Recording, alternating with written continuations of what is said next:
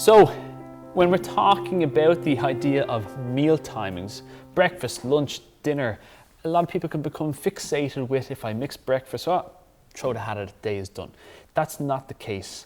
We have a certain amount of calories of food we need to put in our bodies to attain our goals. But we don't need to have strict structure around this. We want to have flexible meal planning and a flexible system to suit your day and any particular day that you might have.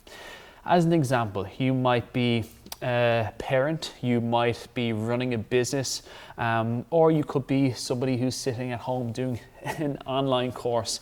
So all those different people have different demands with their days. So it's important to find a routine of eating that suits your needs right now. And that routine might change next week depending on what events are coming up. So first point is, there's a certain amount of food that you need to eat, and therefore we need to find a routine around this eating that suits your lifestyle and those daily demands that you have.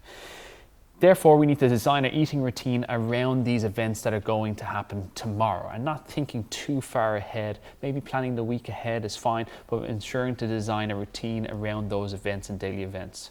Following this as well, this helps us to stay on track. So if you kind of plan your day ahead, it helps you to stay on track with the amount of food that you need to eat.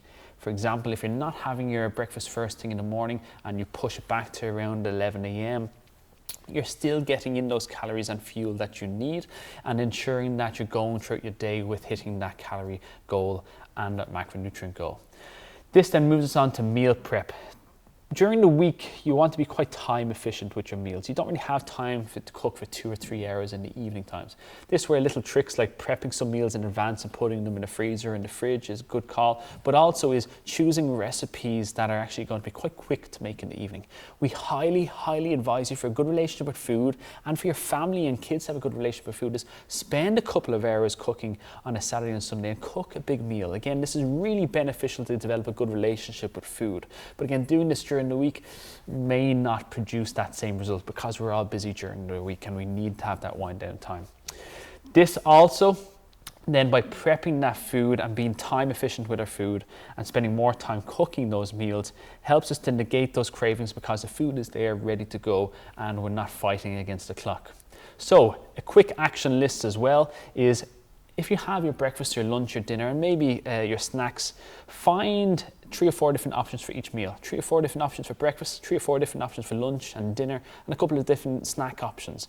And therefore this provides us with some variety, but also we're not going into our day blind thinking, I need to pick this up here, I need to pick that up there, because that is not going to yield some good results with your nutrition. So there you go, guys. There's an overall overview of meal planning and how to do it. Just consider your day in advance, consider the demandings of your day and move those meals and timings of those meals around to best suit your needs. And finally, very quick note is as well, look into making sure that you have your pre and post workout nutrition hit so that you can really enjoy your training and not be starving going into it, nor grumpy the hour after it.